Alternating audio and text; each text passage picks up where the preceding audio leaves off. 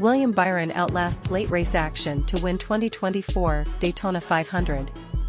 Daytona Beach, Florida, William Byron gave team owner Rick Hendrick something extra to celebrate in the 40th anniversary year of Hendrick Motorsports. In a frantic scramble after a restart on lap 197 of 200 in the Daytona 500, Byron reached the start/finish line and took the white flag moments before NASCAR called the fifth caution of the evening as Ross Chastain slid wildly through the infield grass off the bumper of Austin Cindric's Ford. Alex Bowman was a close second to his teammate at the moment of caution, giving Hendrick a 1-2 finish and the organization's first victory in the Great American Race since Dale Earnhardt Jr.'s triumph in 2014. It marked the first Hendrick 1-2 in the Great American Race since Jimmy Johnson bested Earnhardt to the stripe in 2013. The victory was Hendrick's ninth in the Daytona 500, tying the company with Petty Enterprises for most in the history of the NASCAR Cup Series' most prestigious event. The race was postponed from Sunday to Monday because of heavy rains during the weekend. "I'm just a kid from racing on computers and winning the Daytona 500, said the 26-year-old Byron, who picked up the 11th Cup Series victory of his career and his second at Daytona, the first coming in the 2020 summer race at the 2.5-mile superspeedway. "I can't believe it. I wish my dad was here. He's sick, but this is for him, man. We've been through so much, and we sat up in the grandstands together and watched the race when Byron was younger. This is so freaking cool." Hendrick could barely contain his elation in victory lane. "I'm telling you, you couldn't write the script any better," he said. "When we thought about coming down here the first time, we didn't think we should be here, felt so out of place. We win this on our 40th to the day, it's just, and tied a record now, so that's awesome." Before the final restart, Chastain was racing at the front of the field on lap 192 when a bump from Alex Bowman got Hendrick Motorsports teammate William Byron out of shape and knocked Byron into the right rear of Brad Keselowski's Ford. Keselowski turned up the track into the Ford of Joey Logano, who had led a race-high 45 laps to that point. Reigning series champion Ryan Blaney's Ford was among the 23 cars involved in the accident that left a string of mangled vehicles strewn along the backstretch. The wreck knocked Blaney, Keselowski, and Logano out of the race, along with Tyler Reddick, defending race winner Ricky Stenhouse Jr., Daniel Suarez, and Todd Gilliland. NASCAR red flagged the race for 15 minutes, 27 seconds for track cleanup. "Speedway racing again," Logano said ruefully. "It's a lot of fun until this happens. It was pretty interesting, with a lot of pushing and shoving there at the end. Our car was able to take it. Our Mustang was so fast. It could lead a line really well. I kind of thought I had the cars I wanted around me. I had at least one I wanted around me, but just couldn't make it work. Obviously, hate what happened on that backstretch," Byron said of the accident. "I just got pushed and got sideways. But so proud of this team, whole Exalta team, 40th anniversary to the day, on Monday. Just extremely blessed and thankful for all the opportunities, and we just want to keep it going. We have a lot to prove this year, and this is a good start, obviously."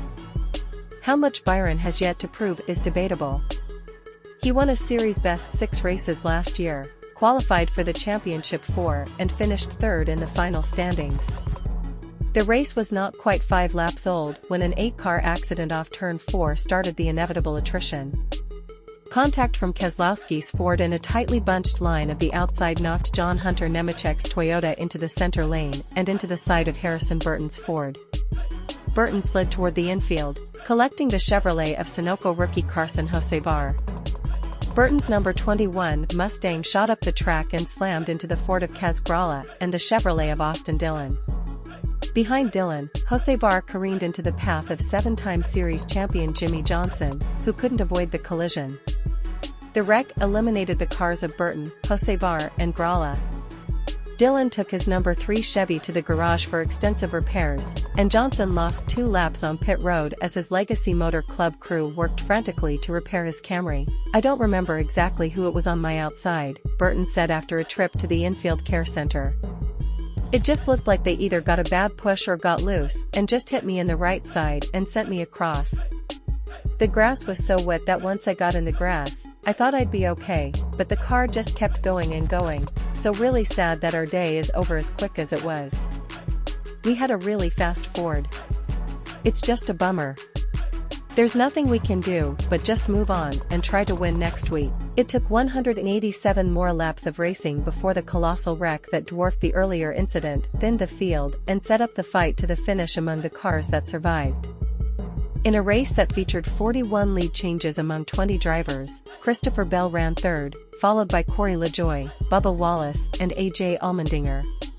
Chastain, who didn't have quite enough room when he dived to the inside of Cindric on the penultimate lap, finished 21st, one spot ahead of Cindric.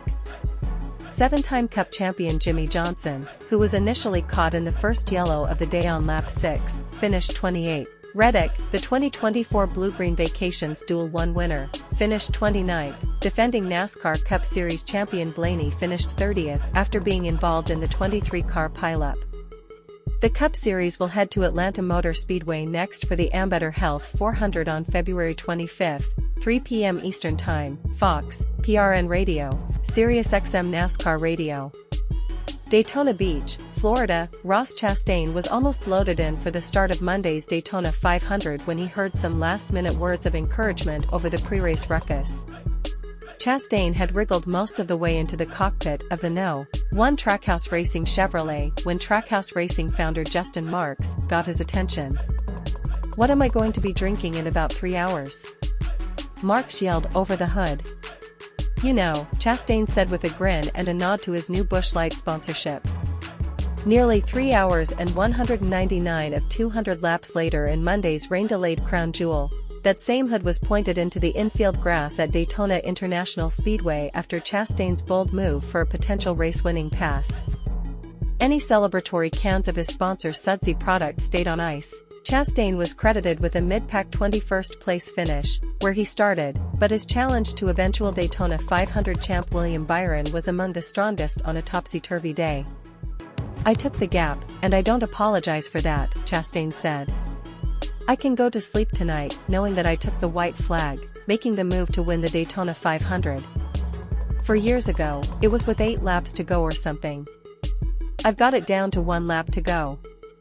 Yeah, too aggressive, though, when you don't finish." Chastain stayed clean and clear of the race's twists and turns, and he was out front when a massive crash erupted close behind him with 10 laps to go. He was still atop the scoring pylon when the field lined up for the final restart, with 4 laps remaining. Chastain's number 1 stayed door-to-door with the number 24 Chevy of Byron for the first 2 laps of the final green flag stretch, until Byron inched ahead with a massive push from Austin Cindric and others in the low groove. Chastain's lane regrouped as it barreled to the white flag, and that's when he saw an opening. Chastain dipped low on Byron, who held his ground. As he did, he made contact with Cindric's number 2 Ford, sending both cars sliding. Chastain initially took his share of the blame, saying he made too hard a left turn, collecting Cindric.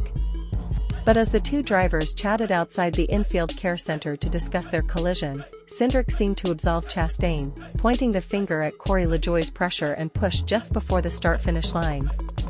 "Corey finished 4th, so congrats," Cindric said.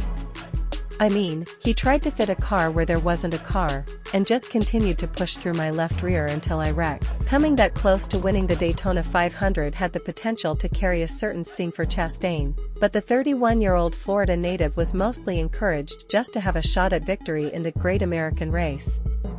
For himself and Marks, there was instead peace about the outcome. "I mean, I love Ross Chastain, and he's got a lot of fight," Marks told NASCAR.com. "We had a really fast race car here, and the Busch Light people are super excited to watch their car lead the race. We have a big history in front of us in this sport, a lot to accomplish. I'm not getting too low right now, I'm just really proud of the effort that he put in, the effort that the team put in. You know, 10 times out of 10, I want a guy that goes for it," said Chastain. "We still had a shot, though, so yeah, I really do feel content. It's weird to say it, but we did everything right." For Chastain and Marks, the post-race toast in Daytona's victory lane will have to wait. Chastain entered his 6th Daytona 500 appearance with a "why not us" mentality, and the team nearly cashed in on that approach. "I just gave him a hug and told him I'm proud of him and said that we're gonna be doing a lot of these Daytona 500s together," Marks said after the two met in the number 1 team's hauler. "We're going to have a lot of opportunities to win this race. I think everybody at Trackhouse, we do a pretty good job of managing our expectations, and knowing that these races always come down to a game of millimeters at the end, and you have to shoot your shot. You have to go for it." I'm glad that he did. He's in really good spirits.